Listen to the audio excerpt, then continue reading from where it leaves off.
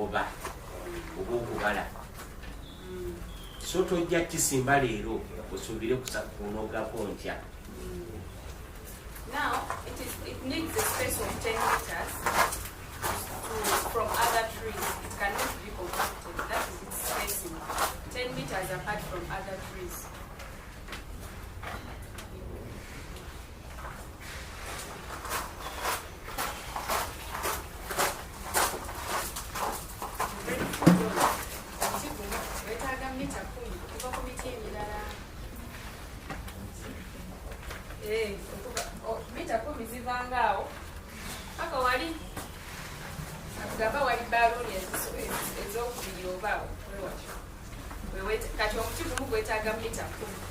One tree needs 10 meters from other trees.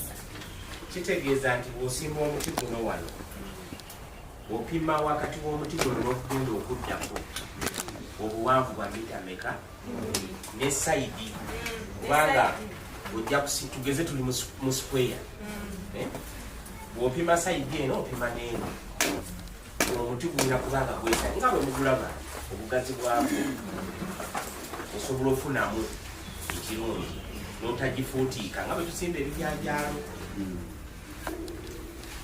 So breadfruit produces up to 500 kg of food every year. Emmere eno olw'omuti guno gusobola okutuwa kilo 5 omwaka. Buli mwaka osobola okungulako emmere ekiro meka. Let's think about other foods. Yes. Let's think about other foods. Think about cassava. Think about maize, potatoes. Is there any other food that can give us 500 kilograms in a year in a space of 10 meters? Merry Christmas. Tugeze nti tutunuleko ku bintu ebirala bitera okusimba nga muwogo, lumonde n'ebitooke byennyini. Mu mita 10 ze tupimye kiki ku ebyo ekiyinza okuwa ekiro 5 okugeza ng'okikoze omwaka ng'okigezesezza n'omuti gwaffe guno yekiri mu mita 10 muwogo gw'osimbye mu mita 10 osobola okufunamu kilo 5. So kino kiringa kyamagero. So there, because of the quantity of food you can get from 10 meters, that is one of the reasons we introduced breadfruit in Uganda. Eyo ensonga lwaki twaleeta emmere eno oba ekibala kino mu Uganda olw'obungi bw'ofuna mu katundu akatono, space ntono nnyo oba mu kitundu ekitono ennyo n'ofunamu emmere kiro nga mmeka. Naye ate si kyekyo ekirungi kyokka ekiri ku breadfruit. That's not the only good thing about breadfruit. Breadfruit is more nutritious than our native carbohydrates. Emmere yaffe eno si bye birungi byokka kugifuna mu bungi, wabula erimu n'ekiriisa, ebiriisa bingi. Kitegeerekese okusinga emmere yaffe eno kasangwawo, okusinga ku mmere yaffe kasangwawo, egisingako ebiriisa, erina ebirungo byeyina ebitali mu mmere eno eyaffe eya bulijjo. Now, I don't know if you've come across people who say, when I eat maybe wheat, chapati, mandazi, my stomach pains. Atutegeeza nti simanyi oba mwali mulabyeko abantu nga bo be balya eŋŋano, kuba eŋŋano ekolebwamu ebintu bingi, bakaaba olubuto. Kati ekibala kino oba emmere eno bw'ogirya ekirungo ekyo tekiriimu, ekiri mu ŋŋaano eri. Eŋŋano eyo erimu ekirungo ekiyitibwa gluten, nga glue ne 10 number, like glue and 10, gluten, that's the word. I'm just trying to break it down. Gluten is a kind of protein which is found in carbohydrates. Even these carbohydrates, matoke what, they have a little bit of proteins. It's just a small amount, but some people are allergic to it. Ekirungo ekyo akiyisa atya? Gluten. Ekirungo ekyo kisangibwa nga kiri mu mmere ki? ngano naye ate muno tekikola ki tekiriimu kitegeeza nti ne bwobanga obadde oli engano ng'olubuto lukukola ki lukuzimba lukuluma ofuna obuzibu eno kino kyolina okukozesa kuba kirungo kyo tekikola ki ate nga mulimu ebiriisa ebifaanaganako n'ekyo ekiri mubiri kitegerekese. The other good thing about breadfruit is that because it's gluten free, you're not going to gain extra weight. You will not gain weight because gluten is the element again that makes you gain weight when you eat too much carbohydrate. Ekirala nti singa onooba okozesa emmere yaffe eno oba ekibala kyaffe kino togenda kufuna mugejjo kubanga abantu abatera okulya eŋŋano bafuna ekizibu ky'okugejja. Jjukira oli ku ŋŋano egaati biki n'obanga ogejjagejja ebitategerekeka naye ate eno emmere yaffe tekola ki ekirungo kiri ekigezza kireetera omuntu okugejjagejja tekikola ki tekiriimu kati kyekirungi ekiri mu mmere eno. How many of us here have ever eaten like kalo? Now, you know that even eating this amount, kalo, is not easy. Now, for some people, like when you compare it to the amount of food, like if you're eating rice, you eat more rice, not so? But if you're eating kalo, you eat less. Not so? Yes. You don't eat as much rice, as much kalo as you eat the rice. The quantity, I'm talking about the quantity. Yeah. I don't know. Ategeeza nti obanga olidde emmere yaffe eri ennansangwa akalo okugeza akalo oba akamwa ka muwogo nti okulya piece weight akatundu bwe kati kiyinza okukubeerera ekizibu kubanga kakusa ate omuceere olina okulya essowaani ejjudde eriko nga mountain renzoli osobola okuwuliramu. You know, this very breadfruit, actually, you see this piece here. People who don't, like me and her, maybe plus 2 other people, it might be enough for us. You don't eat a lot. A little will satisfy you. Yes. Kitegeeza nti akantu nga kano tusobola okukalya abantu bameka kubanga kakusa mangu ofunamu n'ekingi kubanga the session. Yeah. So with breadfruit also, by the way, 1 tree can feed 4 people for a whole year because it's giving you 500 kgs. Yes. 1 tree can feed 4 people for a full year. If they are not going to eat any other food, we are going to look at how it's possible. Yes. Atugambye nti omuti gumu ogw'emmere yaffe tusobola okuliisa abantu oba amakaana abantu bana nga tebalina mmere endala gye bakoze eki olw'okuba nti gusobola okuwa ekiro bimeka omwaka. So now, for example, if you've been, first of all, you're getting 500 kgs of food. Now, when it is in season, you can eat it fresh. You can roast it. You can boil it. You can bake it.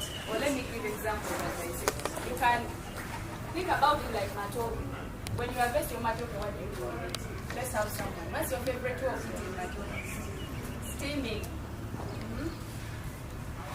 Your favorite matoke, and you get mashed. Favorite way of eating matoke? Roasting. Katogo. Evu. Have we had all those answers? It is very possible also with breadfruit. Emmere yaffe eno terina njawulo na mmere endala gye tukozesa okuba gye tugeza ng'amatooke tugalya mu biti bingi gwe nga bw'osuubira osobola okulya amanyike amooke ag'eminwe n'emmere yaffe eno bwekola ki togaa nti ogiryanga bw'olaba bw'olya ffene okiwanula wali nga kyengeri olwokikomye nedda osobola ogikozesa nga bwe tukozesa emmere eri. To for breadfruit, it has to be cooked unless it is ripe. Think of it like matoke. You can only eat raw matoke when it is ripe. Don't so? Even with breadfruit, you can only eat it raw when it is ripe. And when it is ripe, you can even make juice out of it. You can, especially like if you blend it with pineapple, it makes very good juice. Atugambye emmere yaffe eno okugirya nga mbisi erina kubanga eyengedde nga bw'olaba epaapaali oba ffene tosobola mulya nga tayengedde naye ate tumufumba kati n'emmere yaffe eno bw'eba nga mbisi tugifumba naye bw'eyengedde tusobola ogirya obuli kitegerekese mu bufunze emmere eno gireebaozeeko ng'ettooke buli kyokola n'ettooke katogo kunyiga minwe kufumbika nga etufumbika lumonde eba erina okufumbibwa naye bw'eba eyengedde nga bw'olaba nti ettooke bw'eryengera olirya nga mbisi naye osobola okukola ki okugirya nga mbisi n'ogikubamu oluusi ne juice ne bw'eba eyengedde osobola ogifumbika. And another thing, if you have too much and you can't eat the food, you can even give it to your animals, like the goats, the cows. They eat it and they like it so much, so much. Atugambye ekirala nti emmere yaffe eno yadde ffe tugirya tugiwoomera naye ate n'ebisolo byaffe tukola ki osobola ogitemaatema singa oba ofunye ennyingi ng'olina ekumala gy'onoolyako for some time kati esigadde osobola ogitematemera enkoko n'embuzi era zigiwoomerwa nnyo ate ne zikuwa n'amata nga mangi. About another thing about breadfruit, think about cassava, think about sweet potato. What do you go through to get them? You have to dig them from down there, not so. Imagine when it has rained, they're mud. But with this one, you just pick from the tree. Clean. Ensonga endala mulowooze ku muwogo oba lumonde gwe tusima oba gwe tusoggola n'amayuuni. Enkuba bw'eba etonnye tugeze evudde ekiro 7 n'ekoma 6 olw'okulya oba ojja kutya ogenda okukola ki naye kino ogenda bugenzi wali mu kompawundi oba mu nnimiro ekuli okumpi n'okola ki ate nga tekiriko bisooto n'amazzi okozesa matono kijja kiyonjo era olwo kijjayo ogenda bugenzi mu ffumbiro. So you even use less water because it's not dirty. Another thing is that as you harvest the breadfruit, when you cut it, it doesn't have sap, masanda. Its sap is like that of Irish potato. The sap is there, but it's not sticky. Kitegeerekese ekyo nti munda mwakyo amasanda gaakyo bwe kiba kyengedde oyinza n'obutagalaba matono naye oyinza n'obutagalaba kubanga n'okukwata tegakola ki tegakwatira mu ngalo galinga ag'akammonde. Breadfruit has a short cooking time. It gets ready faster than cassava, faster than matoke even. So it means you're going to save on fuel and time. Ekirala emmere yaffe eno etwala obudde butono bw'oba ogifumba. Tugeze muwogo baba atwala eddakiika 15. Kitegeeza kino emmere yaffe etwala wakati w'omunana ne 10. Kitegeeza ogenda kendeeza ku bintu by'okozesa okugeza amanda, enku oba gaasi n'obudde. Kitegeeza bw'oba ogenda ku mulimu okukola osooka okiteekako mu dakiika 10 kiba kikoze eki n'omala ofuna ekyokulya n'olwoka okola ki olw'okuba kitwala obudde butono okufumba. We shall answer questions. We are almost getting finished. Some questions we are going to answer. Another thing is that imagine what ladies go through. There is no back pain involved in harvesting breadfruit because you're not bending. Are you bending?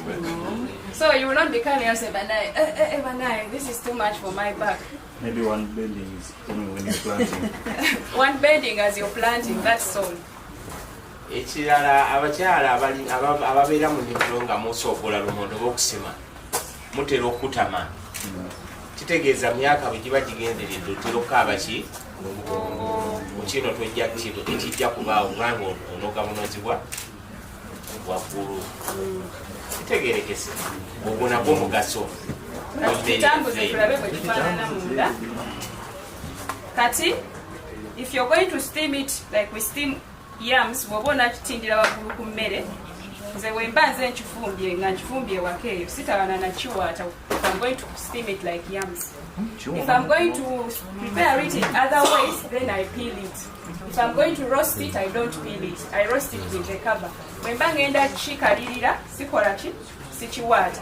Wemba ngenda kitindira ku mmere, sichiwata. Wemba ngenda kifumba mu ngeri endala zonna, chiwata n'ensalamu ekitima. You peel it and remove the mid part. Atugambye nti ekintu kino waliwo etugereka emmere. Tebayita okugereka emmere mu kimanyi. N'ofumba amatooke n'oterekerako emmere endala. Bwe kugereka. Nti ne bw'otakiwaata n'okiteekako bw'oti. Naye bw'oba ogenda fumba kyokka, okiwaatako akakuta kano ak'okungulu. Guno omutima n'okola ki? N'ogujjamu. So breadfruit has some seeds, as you can see here, but the seeds are not viable. Think of them like the matoke seeds. When you plant them, will they come up? No. That's the same thing. Emmere yaffe eno erina ensigo nga bwe muziraba munda. Naye nazo zennyini ziringa kitooke. Mukimanyi nti ekitooke kirina ensigo. Naye bw'osimba ensigo tekola ki? Temera. Okuggyako abakugu basobola okukola ki? Kakati breadfruit ono gwe mulaba tugambye tumufumba mu ngeri ez'enjawulo wabula how can we preserve it at home? Do we know how to preserve cassava? How do we let's who has ever grown cassava and preserved it? Please share with us how you handle the cassava. You have to have the seeds. Yes. Peel it, wash, cut it up, then dry it in the sun. Nga we tukola muwogo kati ne breadfruit ono okusalamu obuwayi obutono just like we do with cassava what? Omukeka. N'oyanika ku mukeeka tetukyanika mmere wansi erumira ate ne twanika goats and other animals where they play from. We sun dry our food in hygienic conditions. Tiny slices of breadfruit, you sun dry, keep in a nice bucket, then you only meal maybe like a month's supply. You don't meal the entire thing because we know the weevils will come in. You only, I'm saying you only meal like a month's time. It's not like it can be meal only a month's supply. The reason is because we are trying also to work on food handling. Even cassava, it's not good to meal it all at once. The weevils will easily come in. But if it is still like this, you can always sun dry it again. That way it doesn't get weevils. Yes. Nga bwe mumanyi okulima muwogo, abalima muwogo berumonde nti osobola omusalaasala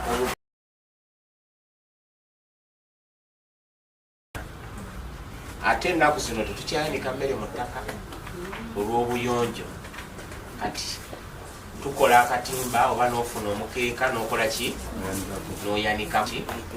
Okisalaasala obubajjo bwe buti n'okyanika. Ate bw'omala okyanika kyonna tokikuba tokisa nga bw'osa muwogo. Osobola okwerekerawo kubanga obuwunga buli bw'oba omaze obuusa tosobola kutwala n'obwanika. Busobola okuvunda bufuna obuwuka. Naye bw'okitereka bw'oti, bw'okitereka mu foomu eno mu nkula eno osobola okyanika oluvannyuma lw'ewiiki n'oba ng'oyanikamu. Kati oba wa weeterekedde emmere y'omu kaseera k'otamanyi oba onooba ne ssente oba nedda. So this takes us back to the other conclusion that breadfruit, one tree can feed 4 people for a full year. Kitegeeza nti ekyo kituzzaayo emabega waliwo twagambye nti omuti gwa.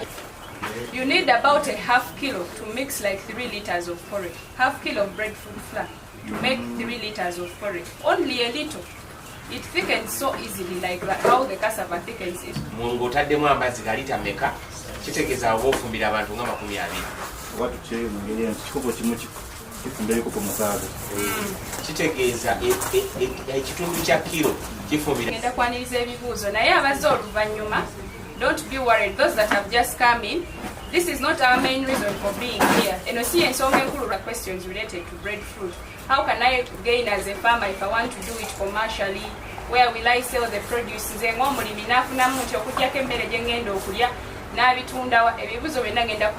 Have to answer 2 or 3 questions concerning breadfruit. Yes, sir. Yes, sir.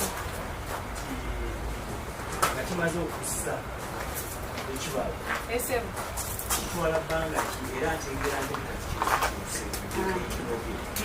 Era bwe kinoganga kiko wabawo obuzibu ki kiyinza okunfoomera nga nekikulu ekiri obaleza kubanga kiringa amatooke mongala waliwo fulu waliwo ekyo nga bonna tukola ki tugalya ekyo breadfruit oyo breadfruit gyonamukozeseza juzi Saturday.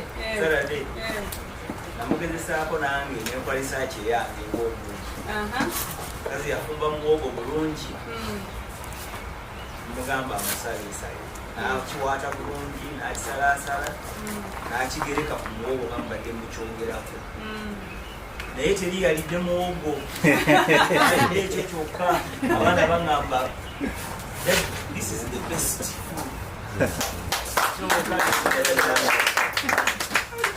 nange mwenyine kinkomera kubanga wanakirako mukatogo nendya ku chipusi nendya ku panikeeki n'ebisigadde so kirungi mutuufu Toyanziza nnyo sewo.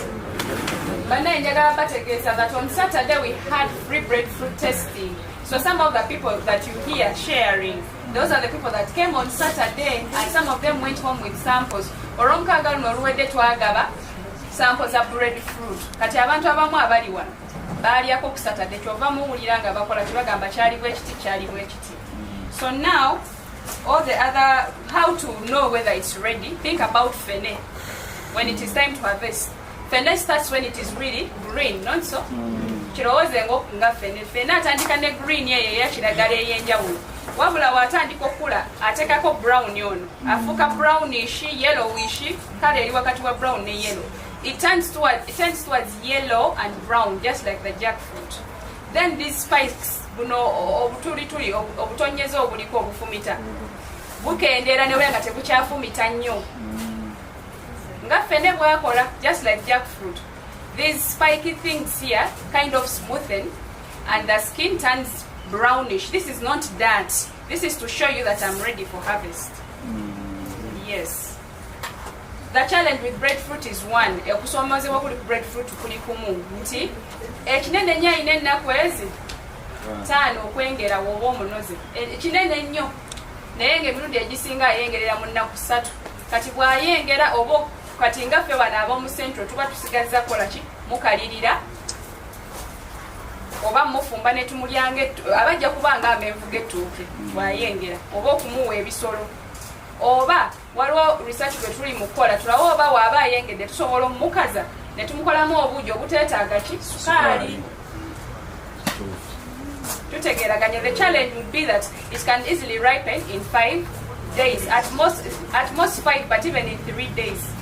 So you need to have a plan. Either you dry it very fast, or we are also researching on how we can dry the right one and make porridge, and that porridge would not even need sugar because it would be sweet at that state. So any other question, please? Yes, please, madam. Yes, I wanted to ask, so basically the value addition of that fruit is the same as matoke? Yes. I can make out of matoke, I can make out of Yes, you can. Kyonna kyonna kye tukola mu matooke tusobola okukikola mu breadfruit ye tusobola mu show wabeerayo matooke cookie. In the show there are toke cookies. You can make cookies, muffins, bread, donuts, pancakes. Ate nga mu bufunze, today we have samples for you.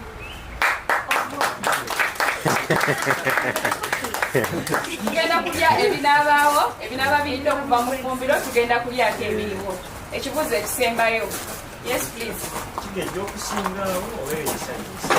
Actually breadfruit alimu ebika bibiri. Kino ekika tetulabye wano bakiyita ulu, ulu. This variety is called ulu. Emiti giri wali ebiri, guli omukulu ennyo gwe mulaba gwe bayita ulu. Bonna gyetegerezo gyagiraba nti girina enjawulo. Erina amatabi, the branches are spacious with the ulu, the bigger tree. And the other tree, the one which is so thick, you can't see even its branches inside. That one is called mafala. Mafala. Mafala. The second variety, mafala. Mafala is the recommended variety in the equatorial region. Mafala kyekika kya breadfruit ekirungi ekikola obulungi muno wayita equator wetuli Uganda, Kenya, Tanzania. Burundi kati ono gwe tulabye ono ulufiti. Naye mafala wali mmanga ngenda muleta muteeke wano ngenda muteeka ali wetugenda olira okusavingira samples. Abeera mutono mu size, it is smaller in size, the recommended variety mafala, but it gives you more food. It's the one that gives you 500 kgs.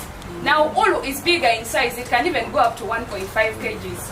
One fruit like this. But ulu will give you a maximum of 350 kgs. Ulu wadenga ekibala kimu kiba kinene, tekigenda kuwa mmere nnyingi, kikuwa toto kilo 3-5. Ate oli mafala alina okulimibwa wano wetuli. Asobola okuwa paka ku kilo 5. Tutegeeraganya. 3-5 buli mwaka ku ulufiti. Mafala ye mutono mu size naye akuwa paka ku kilo 5. Kyokka nga n'ebikuta bino tujjukire nti embuzi ebirya. Gaye mulaba eby'amatooke. Ate bw'oba weekolera kawunga k'ewaka tokawana na kukiwaatako ekikuta. Kirimu ekiriisa kirungi. Ebikoola n'emmere yennyini mulimu ebiriisa ebicontrollinga diabetes ne pressure. Breadfruit also contains elements that can help maintain your glucose and blood pressure levels within the normal ranges. Ekibuuzo ekisembayo ngende bannange. Ngende olwo mbuliddeyo. Ekisembayo kugenda otya? Ngenze bwenti. Ngabalinda ku sample. The question I wanted to ask is, given the soils and different areas of Uganda, can we grow it anywhere, or there are some places where we shouldn't even bother? Okay, thank you for that question. Breadfruit grows wherever jackfruit grows. Buli wakula fene, wakulawo breadfruit. Naye n'ekirala, watajja kula swamps, entobazi. Tajja kukola bulungi. Mu swamp tojja musimba mu ntobazi. Era nga fene. Breadfruit wali ninawo maapu. Tugenda kuba ebifaananyi eraga bulungi wa wasinga okukola mu Uganda. Bani abamusimbyeko naffe abantu okuva mu Arua, people have planted it in Arua, in Lira, in Gulu, in Luwero. We have people in Nakasongola area that have bought over 500 seedlings. In Wakiso, in Entebbe, in Jinja. In Jinja there are so many. In Kayunga, in Buyukwe there are so many. And they have all given us testimonies how it's doing. Soroti, people have planted it there. Neyanza nnyo neyanzeka ebibuuzo byonna ebisigaddeyo wendi wali kanyanirize Grace Charimpa tutwale mu maaso naye nga tetunagenda mu maaso. Joshua, team building tuzuukuke.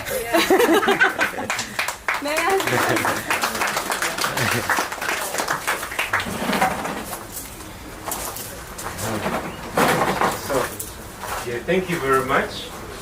I think we have not yet gotten so much tired. Maybe we are going to have Grace just continue right away. Yeah, then later on we shall do the team building activities, right? Yes. Yes, so Grace, you're most welcome. Okay. Thank you. So let's now stand up, go to this tent before I make my presentation.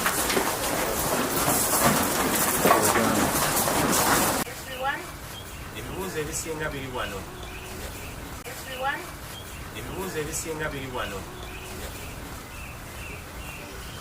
So make sure you observe and then I will do my explanation. Please come along.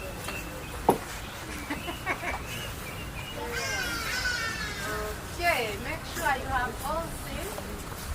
If you see, then you move this side so that others can see.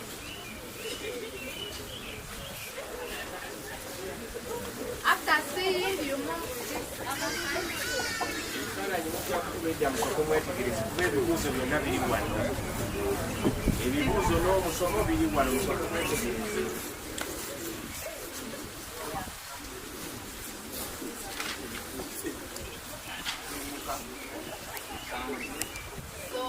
up and then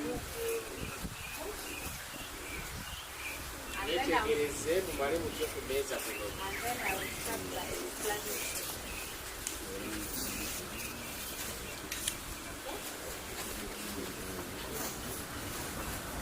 Let's move the other side.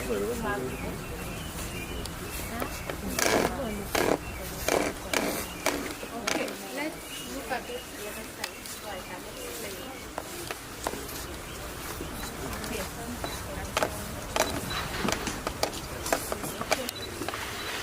Okay, people at the back, please come back.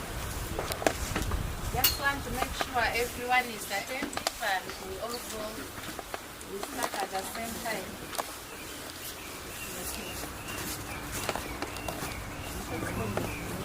Okay, so what you see here, these are called black soldier flies, and I hope everyone has seen.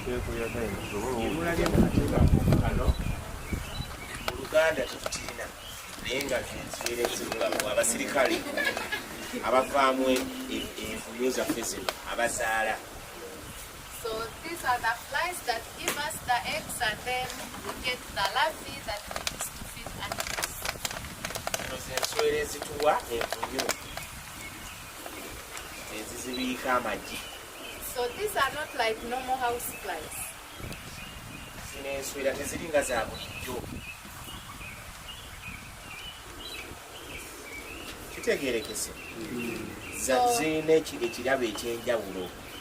First of all, they are not vectors of any disease Si biwuka nti bireeta obulwadde compared to house flies. okulaga nga zino enswera ezaffe zitumanye za So bulijjo. none of you should be worried that you are going to live here when you are sick. No, these are not vectors of any disease. Temweraliikira temugenda kufuna bulwadde kuba tezitambuza bulwadde. They don't bite, Teziruma yeah, and they don't feed on anything.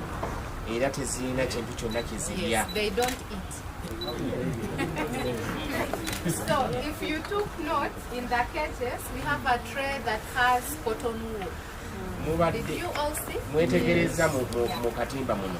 So that is, they only survive on drinking water. Enswera zino zibeerawo ku mazzi gokka obulamu bwazo bwonna. So it's drinking water and fat reserves that were stored during the larvae stage. Zibeerawo ku mazzi ge tutaddemu n'amasavu ge zaafuna nga ziri mu tayipu ki mu kika kino. So among all the stages, it's only the larvae stage that feeds. Ku mitendera gyonna enswera eno gyeyitamu mpaka n'okubiika eno envunyu yokka yeerya. Are they man-made or? Zezaala zirina stages nga bwolaba ebiwuka ebirala. Kino kyokka kyekirya. Come and get me eggs. Yeah, so this is where they lay eggs. In Muno mu these buntu bwaffe cardboards. muno mwe zibiika amagi. Mubwetegereza mu katimba muno. Merry Christmas. When the balloon bursts, you say Merry Christmas. So this is how the eggs look like. You can Amagi. pass it around. Don't worry, there's no danger here. Even if you touch them, but don't touch because every egg matters for us. Yeah. Amagi gaffe gatunula bwe gati. So make sure you see. Okay. Pass it over. And people at the back should also be able to see. Amagi gaffe ge gano. Amagi gaffe ge gano abamu tubuleke. Tunule ku obuntu obwo obuliko obwo obutono. Ge magi. Enswera eno geebiise. So one female fly lays 500 to 1,000 eggs. Enswera yaffe emu enkazi ebiika wakati w'ebitaano n'olukumi. One fly like this. Emu bweti kati watya ng'olina enswera bitaano. Anyone that did see from the back? Ebiika wakati w'ebitaano n'olukumi enswera emu nga nkazi. So this fly has a lifespan of 2 weeks. Yes. Enswera eno obulamu bwayo butwala wiiki 2 z'ennaku 14. Yeah. But within those 2 weeks, you have already got the eggs, which is the main reason why you are rearing them. mu budde bw'ennaku 14 yo bwerina okubeerawo mpaka lwefa mu budde obwo oba omaze ofuna amagi. In fact, once they emerge from the pupas, within 3 days they start mating and giving you eggs. Yes. Mu luvannyuma lw'ennaku 3 ng'evudde mu kintu kino mu nvunyo ziba zitandise z'okwewakisa zennyini ng'era zitandise n'okuwa amagi. Oluvannyuma lw'ennaku mmeka kitegeeza tekitwala budde bungi. So we've seen the eggs. So we put these cardboards in this cage and leave them for 3 days. Then after 3 days you go and remove the cardboards, collect the eggs. Obubaawo bwaffe buno tubuleka mu kakeegi kaffe kano oba mu katimba okumala ennaku mmeka 3. Era amagi ago tugajjamu oluvannyuma lw'ennaku mmeka. Yeah, so once you remove them, you introduce them to a feed or organic waste. Bw'omala okuggyamu amagi gano ogateeka mu kabaketi kaffe nga kano wadde ekyokulya okugeza ebintu ebivunduvundu oba emmere ginaakola ki. Oh yeah, and Kyonna add it mugenda into the kiraba. feed, but we shall do it practically. Ogenda kiraba. So after 5 days, this is the kind of larvae you get. Oluvannyuma lw'ennaku 5 ng'oggyemu amagi gaffe n'ogateeka mu kyokulya mu bintu ebivunduvundu. So these are 5 days. Z'ojjamu oluvannyuma lw'ennaku 5 eziba ziyiseewo. Can you also? Kyetegereza. Yes. Yeah. Ebyokulya bye tutaddemu ebivunduvundu baffe n'omuvundu. Emmere gye muliddeko eno gye mugenda okusuula ogiteeka mu kabaketi kaffe kano n'oteekamu amagi gaffe gano kumala ennaku 5. But we are going to do that practical and you see. Mukitegedde? So this is, amagi gano gakulira mu bivundu ebyo. so after the 5 days, you keep feeding the larvae. They grow to 2 weeks. This is how they look like at 2 weeks. Oluvannyuma lw'ennaku 3-5 kati zikula ne zifaanana bwe ziti. So this is the stage that is ready for harvesting. That you harvest and either feed them as they are, or you can also. Tezirina buzibu osobola ozikwatako. Yeah, they don't bite. You don't need to take Kati eno kino kyekiseera ekituufu ky'okuliisizaamu kazibe enkoko kazibe ensolo. Weeks Yes, 2. only 2 weeks.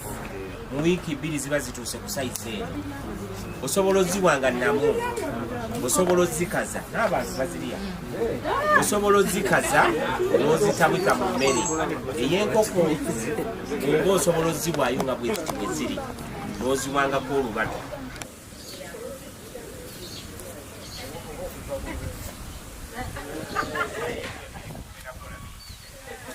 Yeah, so we have so far seen, now let me show you the life cycle. We have seen the eggs, we have seen the larvae, so this is the pupa stage. As you can see, flies are already coming out. Emitendera mugirabye tuvudde ku magi ne tudda ku nnywa ezisooka ne tudda ku siteegi eddako enkulukulu ne tudda ku zisembayo eviiramu ddala enswera. So when you look at these things, they look as if they are dry or dead. They are not dead, they are just dormant. Yeah. Esiteegi eno zirabika ng'enfu oba enkalu naye nga si ki si nfu. Olwo ziba zigenda atera okuvaamu enswera. If you open, you can see the people nearby. You can see a fly inside. The people nearby, can you see something going inside? Yeah. So this is where the pupas come from. The flies, yes, they come from here. So in short, what is the life cycle for the black soldier flies? We start with eggs, larvae, pupa, and then the adult stage. Okay. Emitendera mugitegedde? Okay, you have to ask loudly so that everyone hears. Well, I was Yes. just asking. The cheaper stage. It takes how many days Okay. that you will get the harvest? So now let's start with the eggs. So the eggs take 3 to 4 days to hatch into small larvae. amagi gatwala ennaku 3 ku 4 And then, okuvaamu obuvunyu bwaffe obutono envunyu enku don't harvest them at 2 weeks. They are going to take an extra week and turn black, but they will still be moving. Take another 2 weeks and they become completely dormant. 2 weeks. oluvannyuma lw'ennaku endala 7 zigenda kutwala ennaku endala 14 And they become dormant. ezibeera kati nga zeebase gosa olulumi olw'okwebaka nga tezibaako kyezikola kyonna. So how many days so far? 35.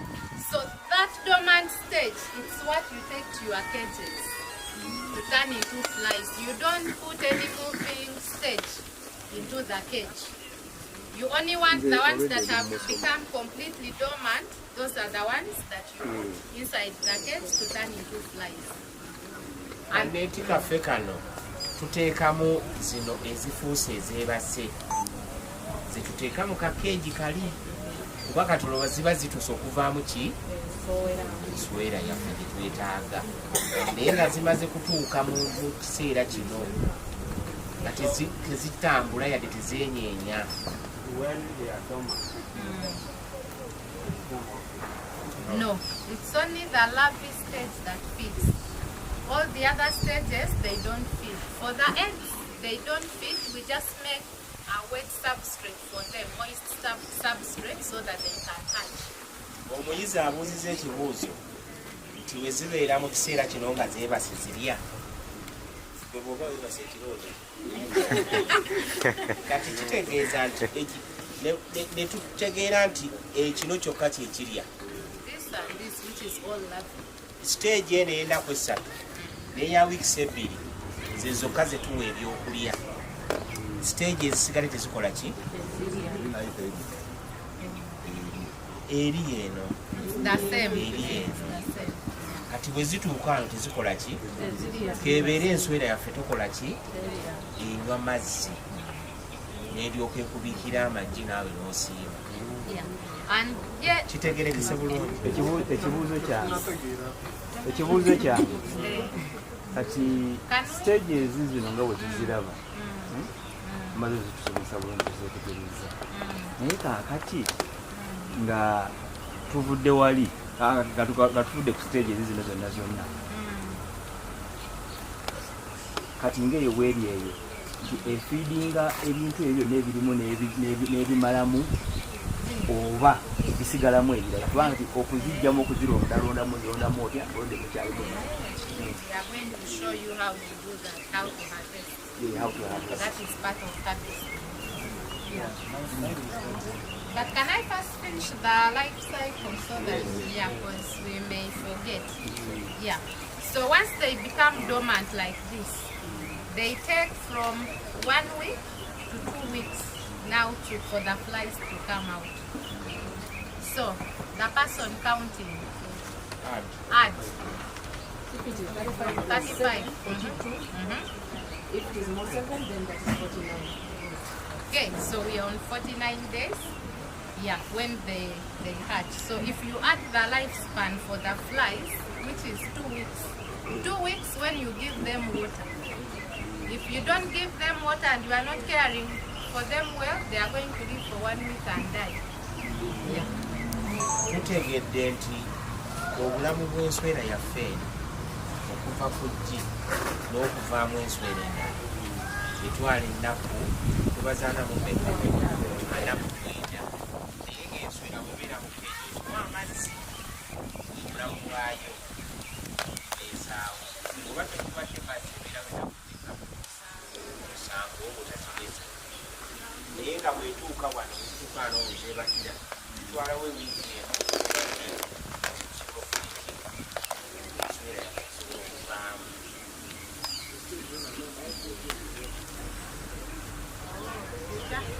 So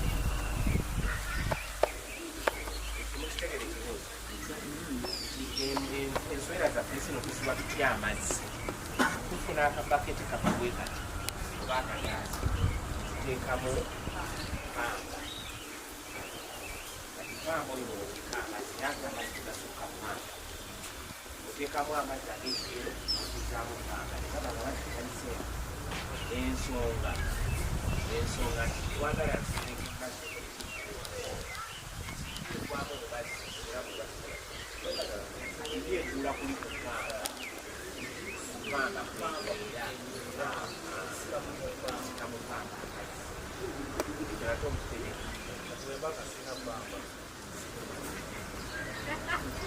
you can use a sponge, but also the cotton is not expensive. You can buy a small one of 5,000, or you can buy a big one of 10,000. And whatever you put, as long as you are not in it with clean hands and putting in water, you can use that same cotton wool for a mask less. So it's economical. You are not spending there.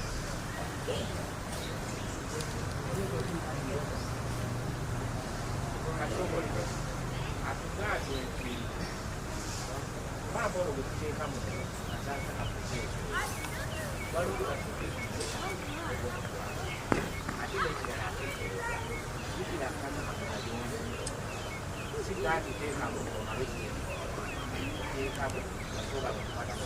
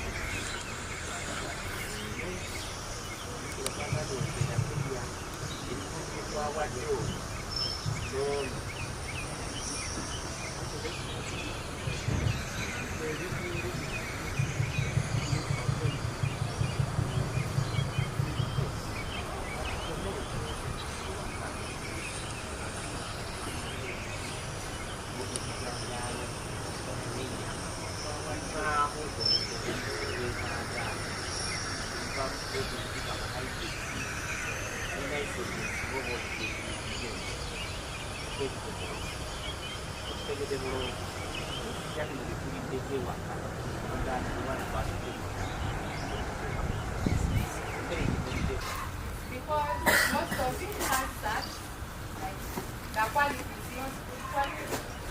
The other thing, it has been also associated with salmonella infections.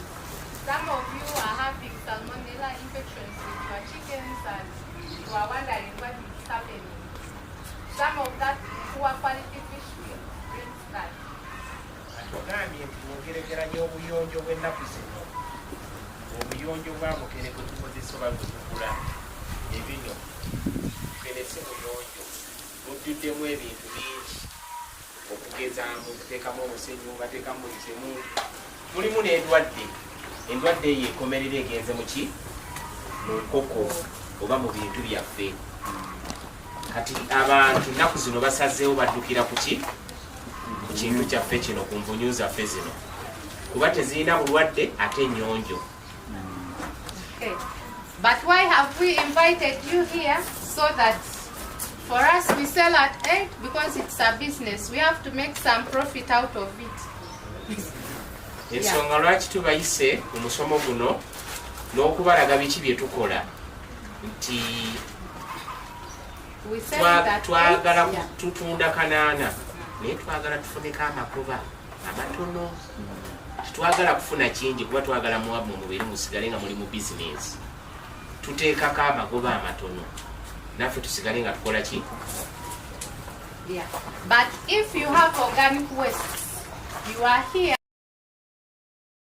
to use what you have locally and produce yours so that you reduce the production costs. Bw'omala okukola envunyu zaffe zino ebisigalira bibeera nga kigimusa. kati awo okendeeza ku ssente ze wandikozesezza okugula ki ebigimusa. So if you can, in short, if you can produce larvae for yourself as a farmer, because for every farmer, we are not here to make money from you guys. So thank you if you support us, but we also want you to have something out of farming. Yeah. Erimu abalunzi n'abalimi nti bw'oba weerundira envunyuzo kitegeeza nti togenda kukozesa ssente nnyingi. Ate n'ekirala ffe tetuliwo okukuggyamu gwe ssente, wabula twagala oyige osobole okwekolera ki, naye nga naffe tusigala mu ka bizinesi batufunamu akasente akatono. Yes, please. There was also, you wanted to ask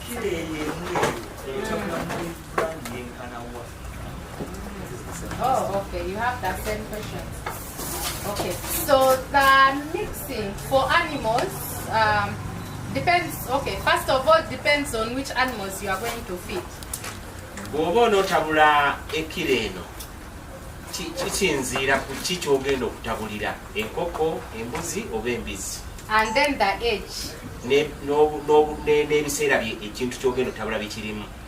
So if you are mixing for young chickens, let's say broilers, if you are mixing feeds for young chickens, but you want to use this, obukoko obuto buno obw'ennyama, like broilers, obw'ennyama obukoko broilers, sasso chickens, broilers, yes, the young ones, yes.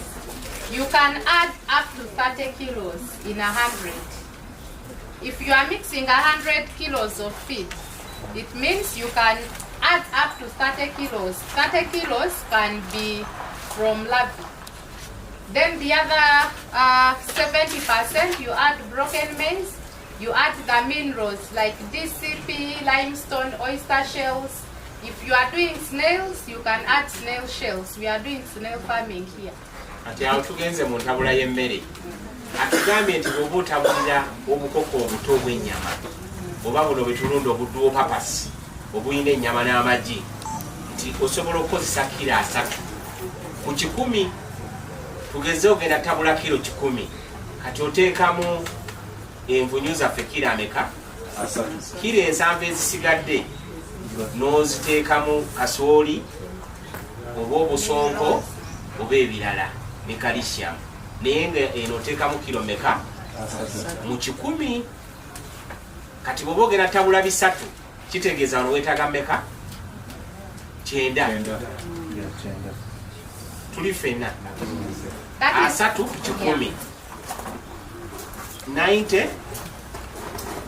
So that's for young animals. As they grow older, if it is pigs, you can add even 15 in 100 or 20.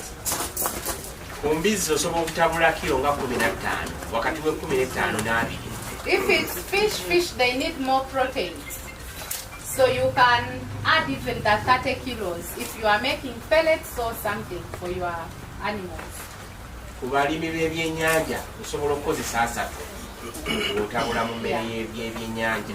If the animals, this is a general rule that you have to get. As the animals grow older, you reduce the protein and increase the carbohydrates.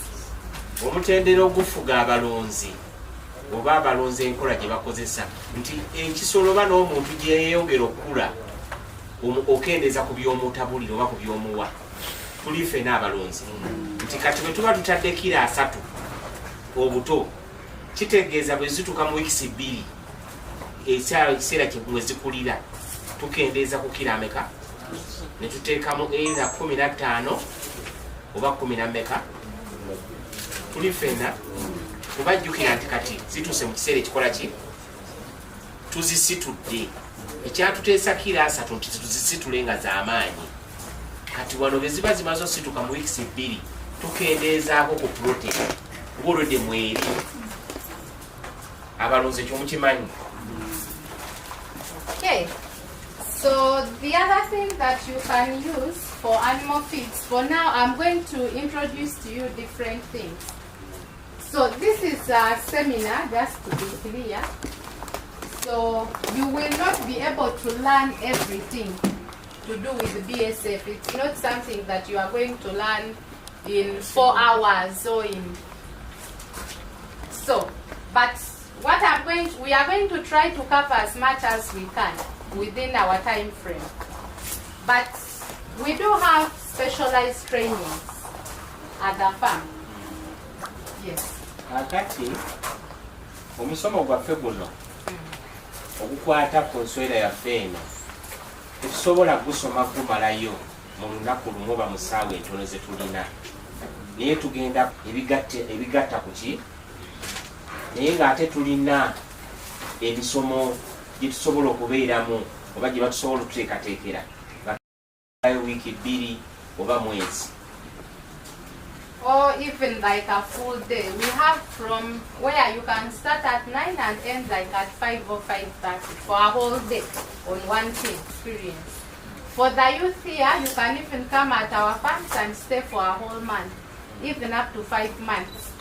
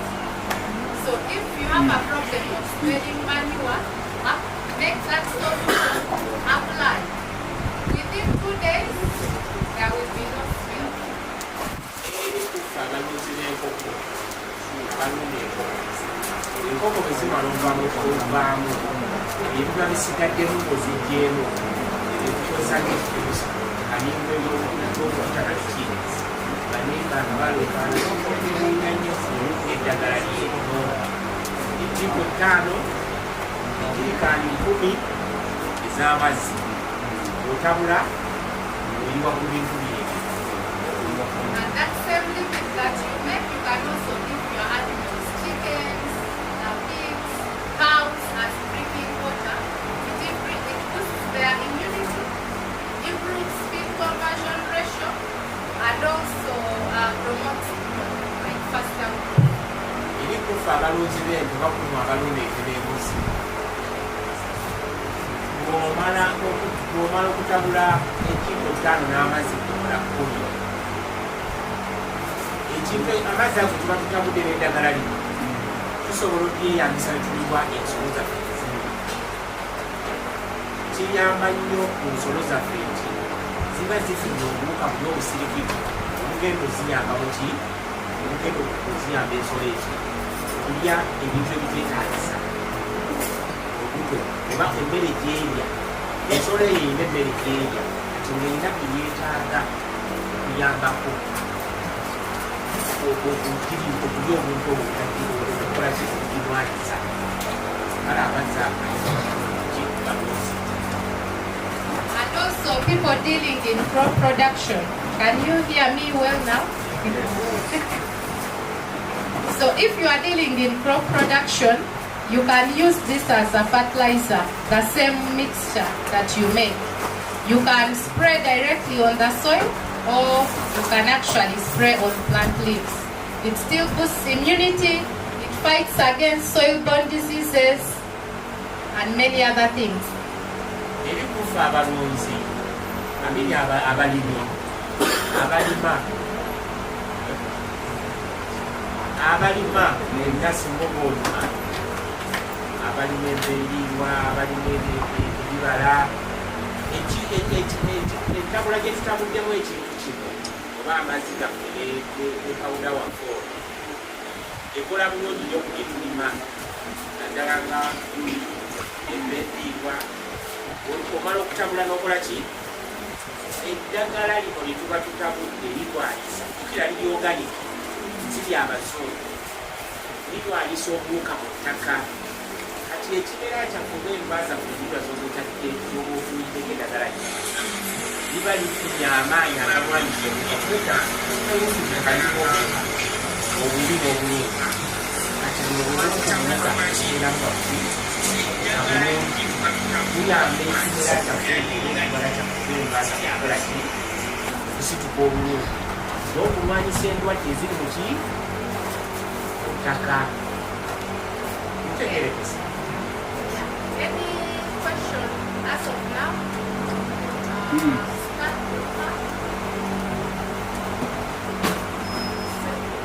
Sitegedde amazzi gano tutabula ne twoza mu kiyumba nga zigyemu obucaafu bwegundi tukifuga akozesa kwozamu oba ate tugayiwako biri ku bicaafu bwetuba tulunda enkoko tulina obusubi bwe tuteekamu oba okututa bwemwanyi oba kati gana amazzi ago tugateeka ku ki nga tumaze otabula. So for poultry, try to give it as drinking water. If you give it as drinking water, the manure that is going to be produced, it will not be smelly.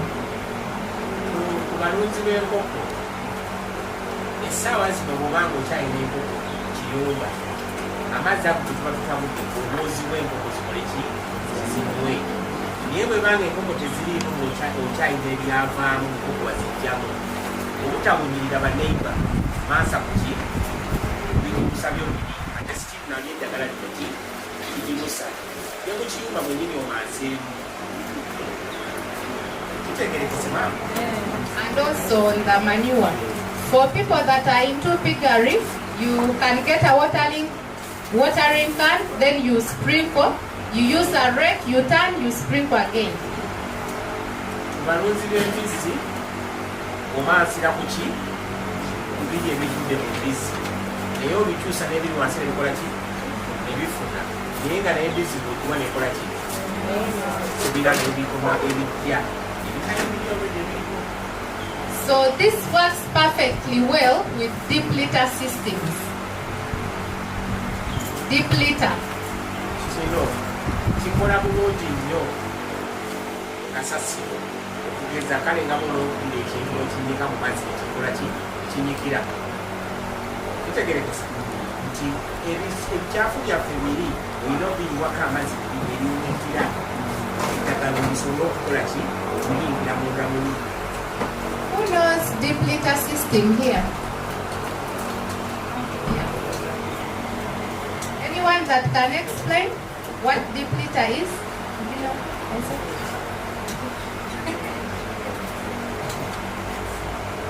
so deep litter, we have someone. Deep litter, like if you grow the cocoa, it's only a one seed, it's okay.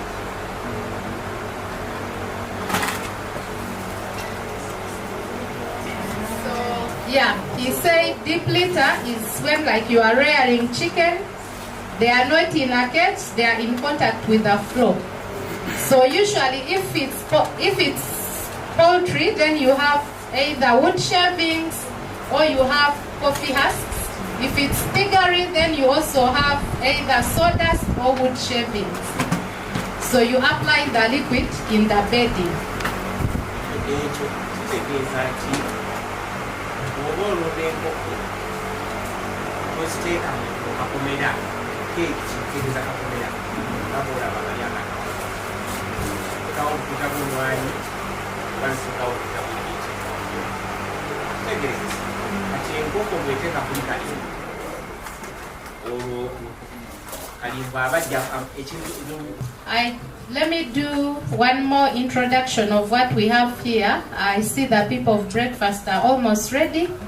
Then we shall go have breakfast and then we come back. Yes, please. Yes. Everything that you are seeing is available. And what about for the people who are in Kampala? How do they access those products? So if you are in Kampala right now, we don't have an outlet there, but you can book and then. Anyway, omusomi waffe abadde abuuza abali e Kampala tufuna tutya ku bino bye tutunda. Essaawa eno tetunnafunayo abitunda agent naye with time gye bujja oba naawe wennyini sebo iwaweruka osobola ofuuka agenti waffe e Kampala. So this is only 20,000. It has an expiry date of 2 years. Omukebe guno gwolaba gutundibwa emitwalo ebiri naye ng'obulamu bwagwo bumala emyaka emeka era bwe gususa ku myaka ebiri ng'oliyibwa liba lifuuse lya bulaba ate gy'oli n'ebyo byennyini. So the other thing I would like to introduce to you is this plant. Twagala okubalagako kino ekimera.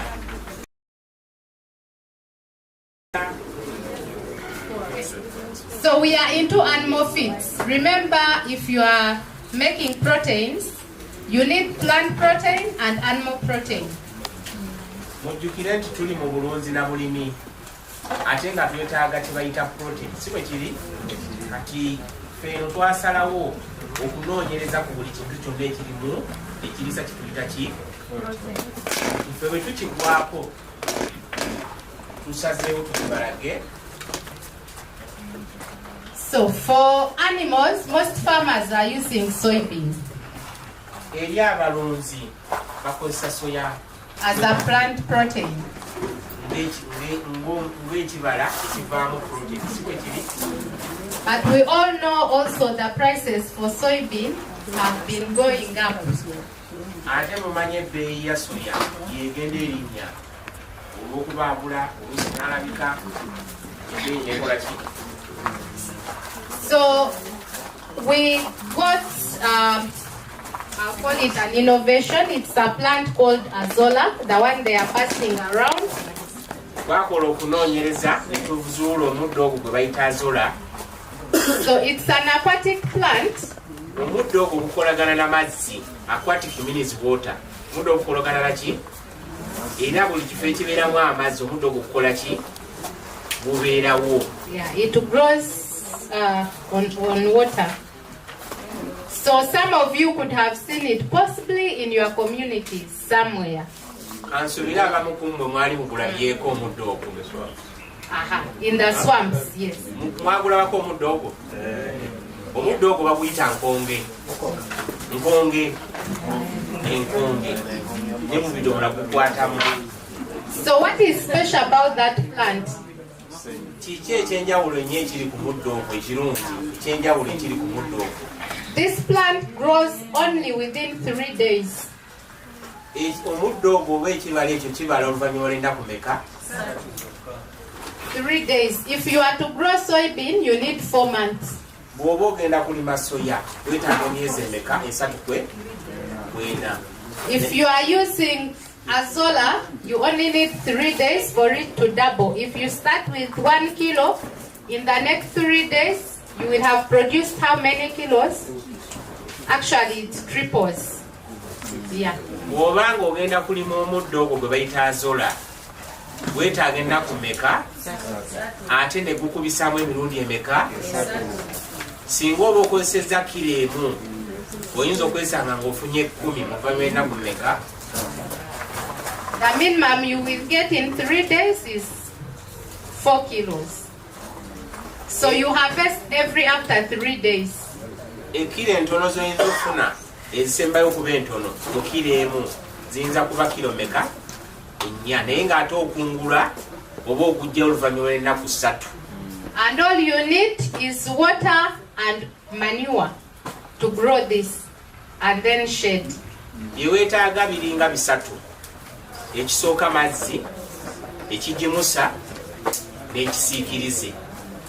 For the manure, you can use your decomposed poultry manure, decomposed cow dung, any kind of manure that you have, as long as it is not fresh manure. Ku kigimusa kye weetaaga okulima omuddo guno ebivunduvundu byonna byemulina kaba osobola okukozesa obusa bw'ente oba obw'embuzi, naye obw'ente tebulina kubanga bukyali bupya obwo okuba bwokya, bulina okuba buli bwotadde wabbali ne bwola. Tukanyiza. And you don't need a big pond even if you dig something that is 1 feet deep, as long as it's wide enough so that it multiplies faster. Bw'oba olima omuddo guno teweetaaga bugazi bunene nnyo, kitundu kubanga kigazi okugeza. Baani abajja amazzi ku luzzi? Abaali bakinyeko amazzi ku luzzi? Omuddo guno gubaayo naye oluzzi luba lunene lwenkana ki? Ate wano mu buwanvu fuuti emu emala. N'osobola okukola ki? Ekifo ne bw'oba nakifunda osobola okulima ki? So if you can use a shade net, when we move around you will see a net around our nursery. You can use that and put it on top. Okay. Osobola okukozesa akatimba kati mutunule kali akali mabegeri kabulaka. Yes. Akatimba ako ke tukozesa okuziyiza omusana okujja gwonna butereevu kuki ku bintu byaffe bye tuba tulima. Kati akatimba ako ke kayinza okukozesa n'ofuna ekisiikirize. If you don't have that net, you can also put your small pond under a tree. Bw'oba tolina busobozi bw'akatimba ako osobola ewaka ffenna tulina emiti si bwe kiri? Akanya ako osobola okukasima wansi w'omuti. Yeah. So you can use this as a plant protein in your feeds. You can feed it to animals fresh as it is, including cows, goats, rabbits, sheep, chickens, fish, all animals. Eri omulunzi munnaffe yabuuzizza nti tulina protein ava mu bitundu bimeka? Mu nsolo ne muki? Kati kino osobola okukikozesa nga protein ava mu bibala oba mu birime. Mu birime ate osobola okukiwa ensolo nga bwe kiri bwe kiti, oba osobola okikaza n'okitabula mu mmere, oba oziwa nga bwe kiri wano, oba nkoko oba nte. Kitegeerekese? So this has a protein content of 20 up to 35% protein content. 20 to 35% crude protein. Ekijimusa oba ekiriisa ekiri mu kimera kyaffe kino kiri wakati wa 2 n'asatu mu emmeka? n'asatu mu etaano. Jjukira tutabula ku 100. Tujjukira entabula kitwadde tutabula emmere. Kati kino kirimu 2 ku 3 mu mmeka? mu 5. Ku 100 oba osigazaawo mmeka? 6 mwezi. So I'm going to take a few questions before I leave this one. Yes. I was just asking if it has any effect on the fish. I think we have to hear it. Be loud. Yeah. I was asking if it has any effect on the fish. Which kind of effect? Like if there's any outcome that may disturb the fish. Bad outcome? Yeah. Okay. Yeah. Thank you.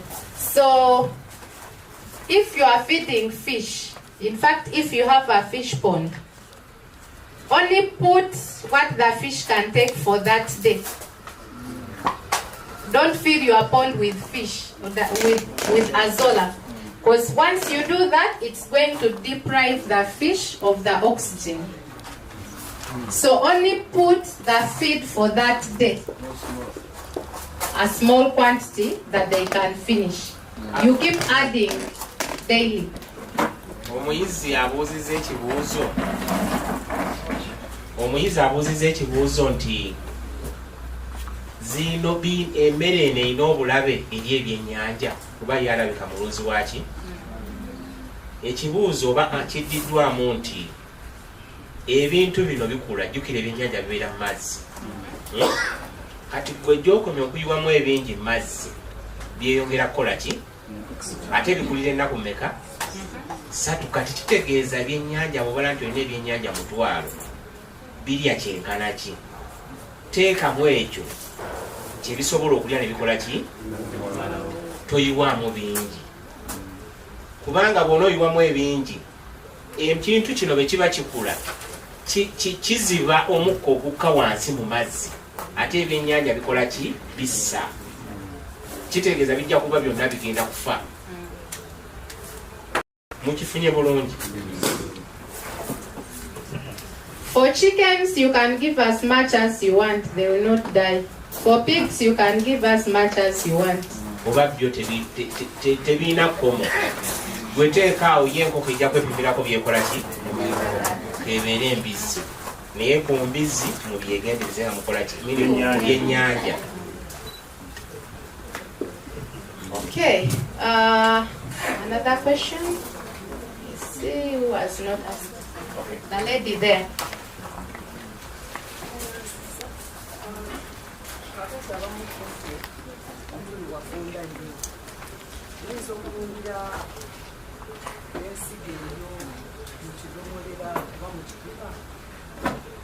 Yes, you can.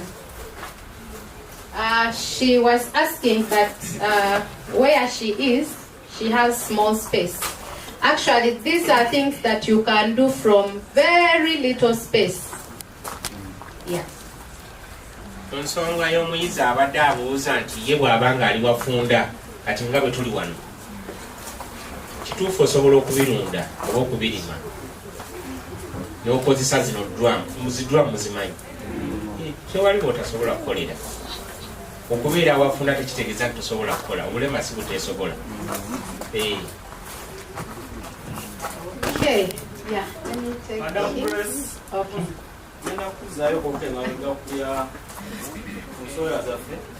Let me first finish this, then we shall go back. Yeah. Yes? Thank you so much. My question is, and as all have been dried and the content remain the same, just for preservation purposes. Okay. So, like I said, you can feed it fresh as it is, but you can also dry and mix in animal feeds. So, if you are drying, actually you concentrate the protein because you are removing moisture. But preferably dry it under shade, not under direct sun. Omuyizi abuuziza ekibuuzo nti singa nkaza ekimera kyaffe kino oba omuddo gwaffe guno gunaasigala gulimu ekiriisa nga bwe gubadde nga mubisi. Kituufu naye kyolina okukola olina okugwanika kati nga bwe tuli wano tolina kugwanika mu musana guli butereevu.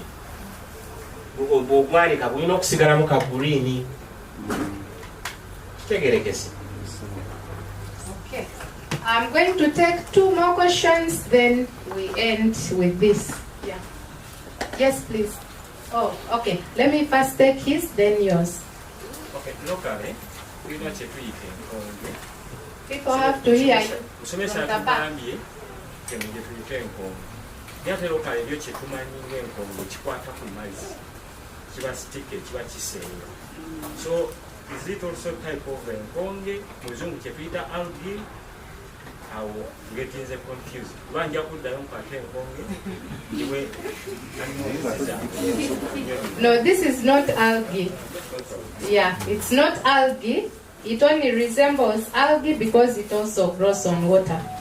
But this is not algae.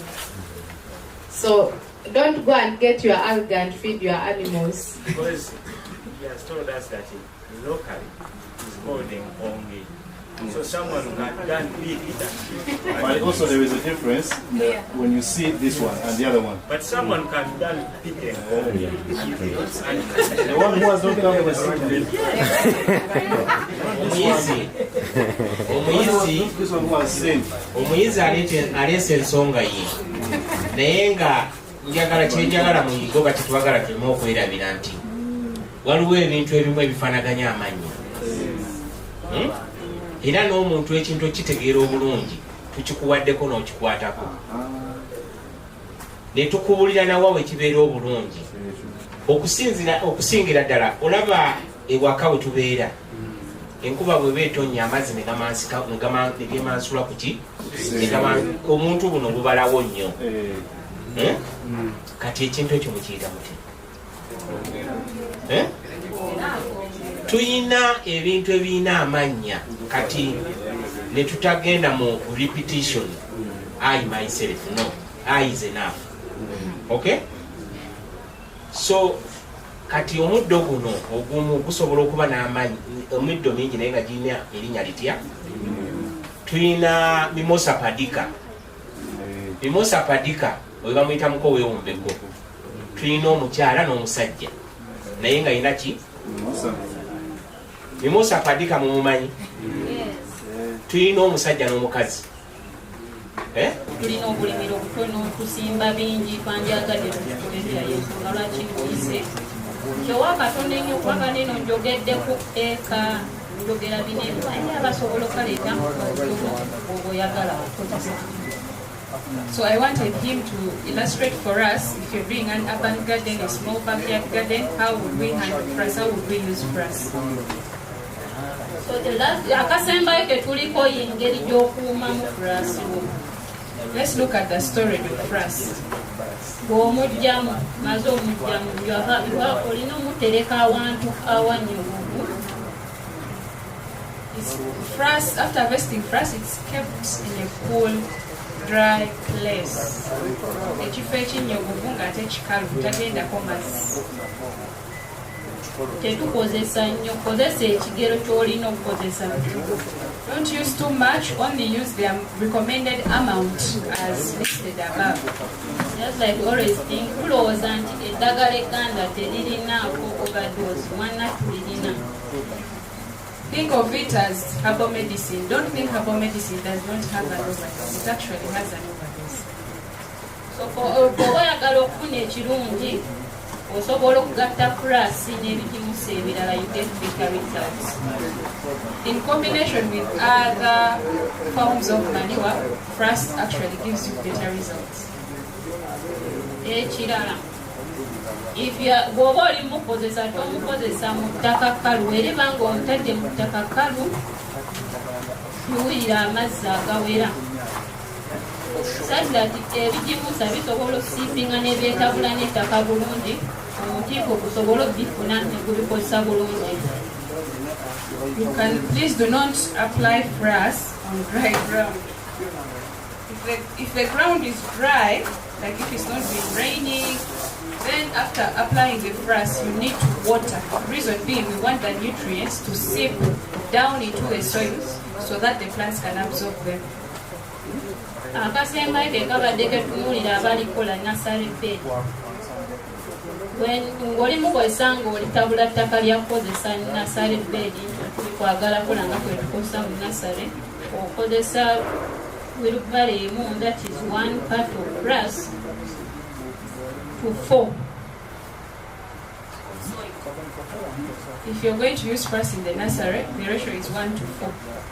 1 wheelbarrow or sack of frass with 4 sacks or 4 wheelbarrows of soil as manure in the nursery. Naye era bw'oba omaze otutabula bwotyo mu ttaka ly'okozesezza, kiba kirungi ng'amazzi g'okozesa okuyuwira okozesa nga bwe twagambye bw'oba oyagala liquid, bw'oba okozesezza liquid. So you get that liquid bw'oba okozesa okuyuwira ebirime ebyo. Ne weba mu nnimiro y'oti gardens osimba spinach, bw'okozesa that frass because we call it tea, omaze omukola into liquid. Kiba kirungi bw'oba okozesa kubanga ayambako era n'ebiwuka ebimu obutabanga bijja ku bimera byo. Okay, now once we have made our mixture of 1 part frass, 4 parts soil, it's actually very good if you can use the liquid frass or the frass tea as the water. The one we say you get 1 kg and mix in 15 liters and then you use it to water. It will give you better results. Mwebale nnyo okumpuliriza mpozi ng'ebuuzo gye biri nga n'obudde gye buli we tutandikira. Thank you so much. One question every time n'obudde.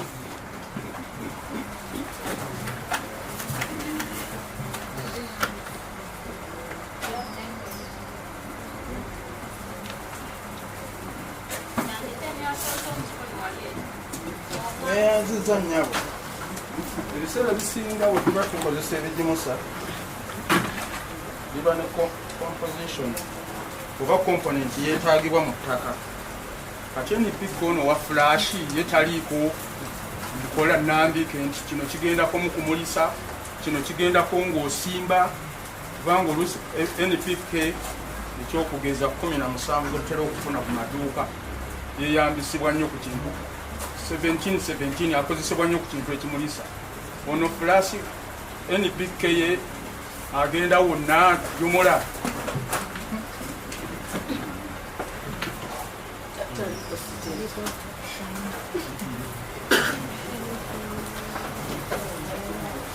Composition ya frasi olw'obudde mbadde sigyogeddeeko wano naye nga bweri olupapula luno we luli abasinga twawandiisiza ennamba z'amasimu nga ziriko ne WhatsApp nga ze tusuubira nti byembadde njogerako bino byonna tuba tujja kukifuna ku WhatsApp. Olw'obudde nti twagala gezaako kulokola ekuddamu bobikobya. Omukulu nja kuba waneeno wenjira akapapula ndowooza tujja kwongera emba temufuddeeyo byomwasobola okafunako ekifaananyi ebibuuzo ebyoya byonna akapapula kano kandibiddamu.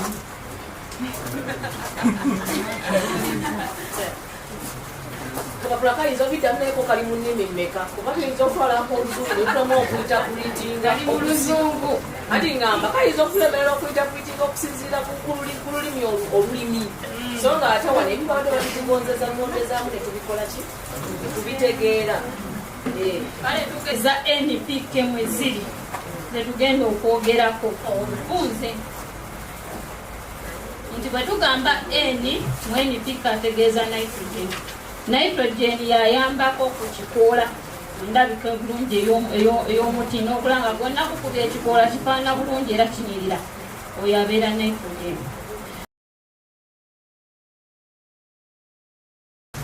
Phosphorus yayambako emirandira okwekwata obulungi ki mu ttaka omuti ne gusobola okuba nga gulya bulungi. Bwe tudda ku kirungo ekirala ekya K tekisangingako potassium. Potassium ye yayamba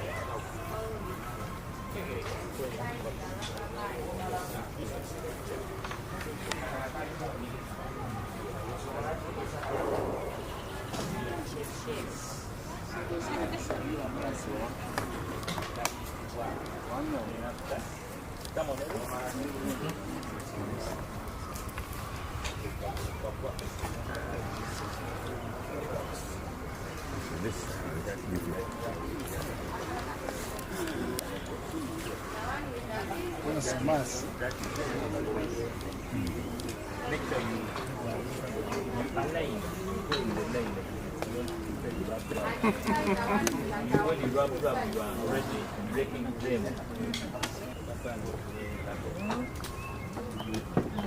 Where the rest of the rest is. One here, so we are going to see the screw them down. So let's collect all the eggs to this paper from all the trays. Just like here. We put on one, then we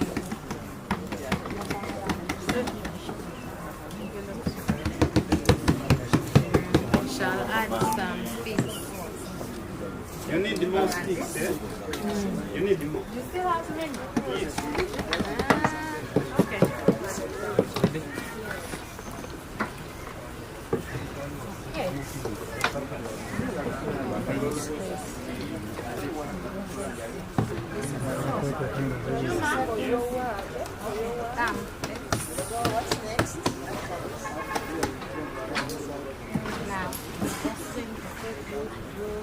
Now, when you are collecting, you just make sure none of the eggs are falling down.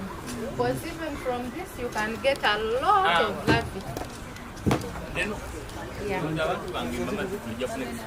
I'm blinking. You I'm can, blinking. Joseph, you can demonstrate to them how to do that. Okay. If you are through with the eggs. Yeah.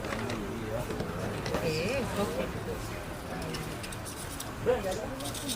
Yeah, good. So let's go to the next step. So for the eggs, we are going to use maize bran as our substrate. So you only need 1 kilo in a tray. But because of time, I'm not going to go into all the weighing and measurements.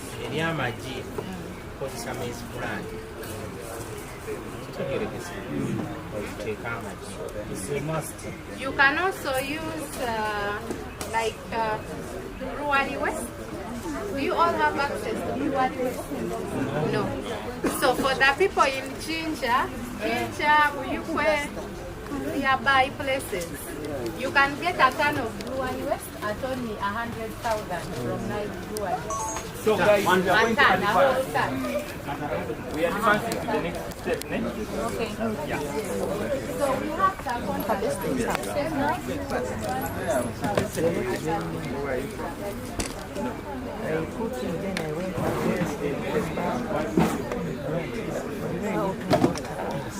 We are going to see how we feed the eggs. Yeah. So this is the maize bran.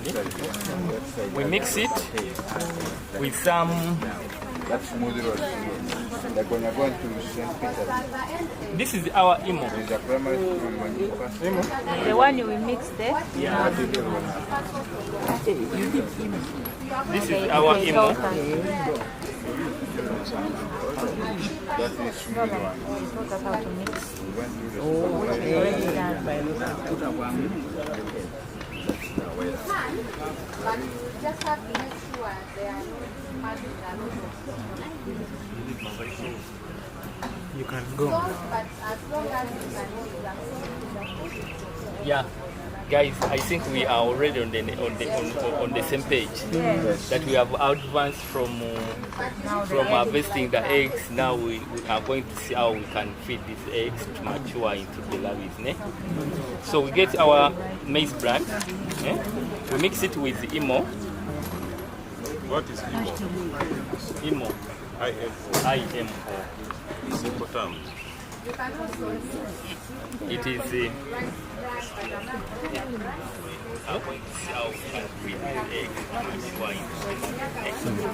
so we get our maize bran.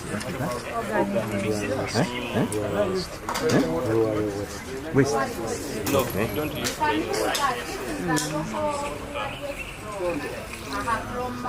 So we mix it well. Guys, are you seeing?